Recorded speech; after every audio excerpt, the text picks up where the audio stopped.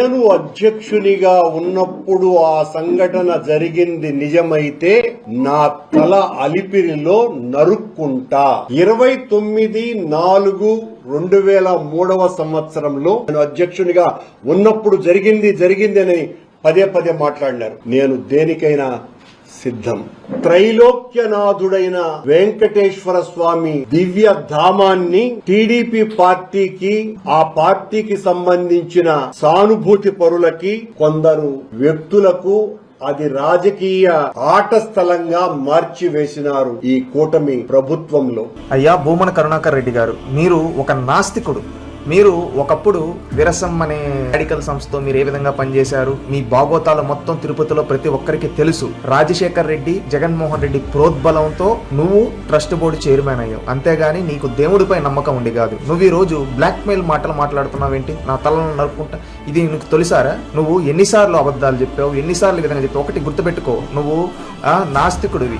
నువ్వు అందుకని ఏది పడితే అది మాట్లాడుతూ ఉన్నావు. అందుకని నీకు ఒకటి తెలియటంలా, దేవుడితో పెట్టుకుంటే భస్మం అయిపోతారు. నువ్వు ఇప్పటికైనా నువ్వు చేసిన పాపాలకి ప్రాయశ్చిత్తపడు. తప్పు మీద తప్పు చేస్తూ ఉన్నావు. తప్పండి భూమన కరుణాకర్ రెడ్డి గారు. నువ్వు మాట్లాడుతూ ఈ రోజు ఏమంటున్నావు తెలుసా? తిరుమలలో రాజకీయ వేదికగా ఎవరు తెలుగుదేశం పార్టీ అని నువ్వు మాట్లాడుతూ ఉన్నావు. ఒకటి గుర్తుపెట్టుకో, తిరుమలనే రాజకీయం చేసింది జగన్మోహన్ రెడ్డి కదా. వారానికి ఒకసారి ప్రతి ఒక్కరూ పోయి తిరుమలలో దేవుడు దర్శనం చేసుకొని వచ్చి వెంకటేశ్వర స్వామి శాలు వేసుకొని రాజకీయాలు మాట్లాడింది వైసీపీ నాయకులు కదా. రోజా ఎన్నిసార్లు మాట్లాడలేదు, నువ్వెన్నిసార్లు మాట్లాడలేదు, వైవి సుబ్బారెడ్డి గారు ఎన్నిసార్లు మాట్లాడలేదు. ఎంతమంది ప్రతి ఒక్కరు ఆనాడు 151 మంది దేవుని దర్శించుకొని అక్కడికి వచ్చి రాజకీయాలు మాట్లాడి తిరుమల రాజకీయాలకి విధంగా చేసింది మీరు కాదా? ఆ రోజు మీరున్నప్పుడు అన్యమత ప్రచారాలు తిరుమలలో జరిగింది వాస్తవం కాదా? ఆ రోజు తిరుమల ప్రతిష్టను దిగజార్చే విధంగా ప్రకటనలు ఇచ్చింది మీరు కాదా? ఈ విధంగా ఎన్నో తప్పులు ఆనాడు మీరు చేశారు. అధికారం పోయిన తర్వాత కూడా మీ తప్పులు ఒక్కొక్కటి బయటకు వస్తూ ఉంటే దాన్ని కప్పిపుచ్చుకోవడానికి ప్రభుత్వం పైన టీటీడీ ఖ్యాతిని దిగజార్చడానికి మీరు చేసిన తప్పులు కదా. మొన్న గోవులు చనిపోయాయని చెప్పి ఈ విధంగా కావాలని ఒక విష ప్రచారం చేసింది మీరు కాదా? ఆ విధంగా స్టాంపేడ్ జరగడానికి ఆ రోజు మీ అనుచరులు కారణం కాదా? అదే విధంగా తిరుమలలో లడ్డు కల్తీ చేసింది మీరు కాదా? ఈ రోజు డబ్బులు తీసుకొని ఒక దొంగ మీ బయటపడి మీరు ఈ రోజు మాట్లాడుతాం నేను ఉండేటప్పుడు కాదు అని. నువ్వు ఉండేటప్పుడు కాకపోతే ఎవరున్నారు? నువ్వు ఊహల్లో ఉన్నావు. జగన్మోహన్ రెడ్డి చెప్పినట్టు గుర్తుపెట్టుకో, ఆ రోజు నువ్వు చేసిన ప్రతి తప్పుకి అనుభవిస్తావు భూమన కరుణాకర్ రెడ్డి గారు. ఎందుకంటే మీరు ఆ రోజు అన్ని తప్పులు చేయలేరు, గుర్తుపెట్టుకోండి. ఆ రోజు దేవుడు సాక్షాత్తు కనబడుతుంటే నువ్వు ఆ రోజు సెటిల్మెంట్ చేసాం మేము అంటున్నావు. దేవుడు డబ్బుల్ని దొంగలించిన వ్యక్తిని శిక్షించాలి కానీ సెటిల్మెంట్ చేస్తావా?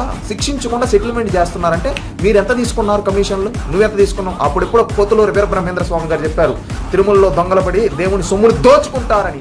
అది ఈ రోజు ఆ దొంగ దోచుకుంటే ఆ దొంగ దగ్గర నుంచి మీరు సెటిల్మెంట్ చేస్తారు. దేవుడు డబ్బు దోచుకుని వడ్డీ కాసుల వాడ వెంకటరమణ గోవింద అంటాం. అలాంటి వడ్డీ కట్టుకునే ఆ భగవంతుడు వడ్డీ కట్టుకునే ఆ డబ్బును కూడా మీరు దోచారంటే మిమ్మల్ని పాపాత్ములకి ఇంకేమనాలి? ఇన్ని తప్పులు చేసి తప్పు మీద తప్పు చేసి ఈరోజు ఏమీ తెలియనట్టు ఇలా బ్లాక్ మెయిలింగ్ మాట్లాడుతున్నావు. గుర్తుపెట్టుకోండి భూమన కరుణాకర్ రెడ్డి, జగన్మోహన్ రెడ్డి, ధర్మారెడ్డి పాపం అనుభవిస్తారు. మహాపాపం చేశారు. ఆ పాపానికి అంతకు మీరు అనుభవించి తీరుతారు. దేవుడితో పెట్టుకున్నాడు ఎవడు బాగుపడినట్లేడు, కాలగర్భంలో కలిసిపోతారు. మహాపాపం చేశారు, క్షమించమని అడగండి, లేకపోతే కాలగర్భంలో కలిసిపోతారు.